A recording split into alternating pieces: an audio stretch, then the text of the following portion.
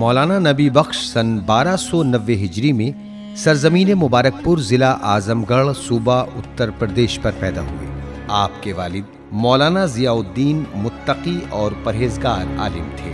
آپ کی والدہ نہایت نیک اور پرہیزگار خاتون تھیں۔ مولانا کے والدین نے آپ کا نام خدا کے آخری نبی کی محبت کے سبب نبی بخش رکھا۔ آپ بچپن ہی میں والدین کی شفقت سے محروم ہو گئے۔ مولانا کو بچپن سے قلم دوات اور لکھنا پڑھنا بہت پسند تھا۔ والدین کے انتقال کے بعد خاندان کے بزرگوں کی زیر سرپرستی مشغول تعلیم رہے۔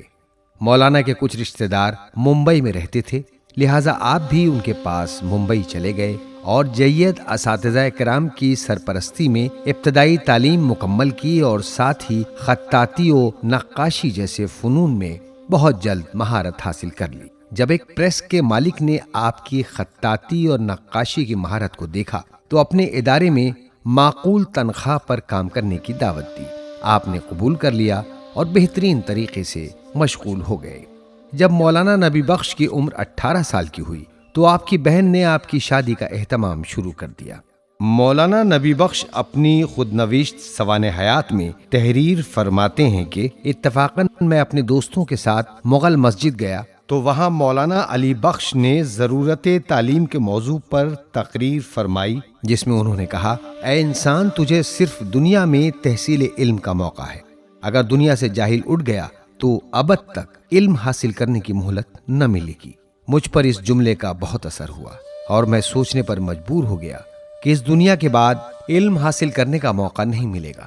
اگر ابھی میری موت واقع ہو جاتی ہے تو ہمیشہ کے لیے جاہل ہی رہ جاؤں گا، لہٰذا مجھے قرآن مجید کو پڑھنا اور سمجھنا ہوگا۔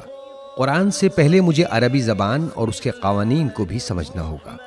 آپ نے تحصیل علم کے لیے عراق کے شہر نجف اور ہندوستان کے شہر لاہور اور لکھنؤ کا انتخاب کیا، اور ان میں بھی ایک شہر کے انتخاب میں استخارہ کرایا تو لاہور شہر کا استخارہ بہتر آیا۔ مولانا نبی بخش نے اس بڑے مقصد کی غرض سے ممبئی سے کراچی اور وہاں سے لاہور کا سفر کیا اور مدرسہ رحیمیہ میں داخلہ لے لیا۔ مدرسے کے طلاب اور اساتذہ کو آپ کے خطاطی و نقاشی جیسے ہنر کا علم ہوا تو آپ کی بہت عزت افزائی کی۔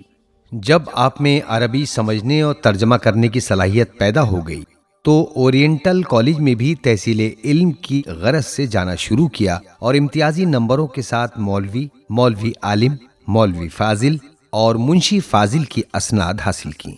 آپ قرآن مجید سمجھنے کی طرف متوجہ ہوئے تو عاجزی کا احساس ہوا۔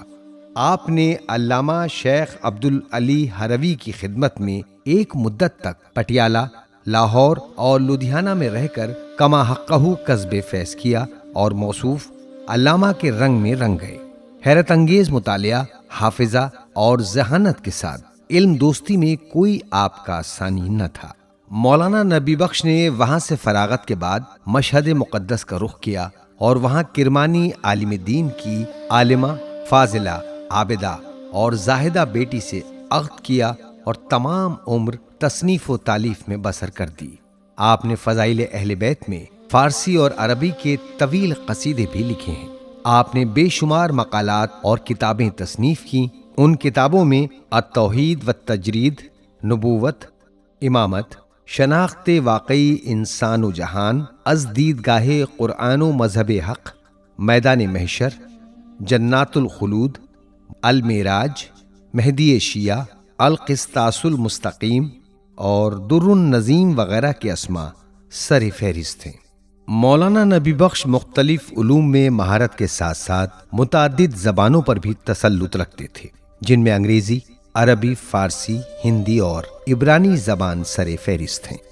آخر کار یہ علم و عمل کا آفتاب 72 سال کی عمر میں مشہد مقدس ایران میں اپنے مالک حقیقی سے جا ملا اور چاہنے والوں کے مجمع میں حسینیہ کرمانیان مشہد مقدس میں سپرد خاک کر دیا گیا۔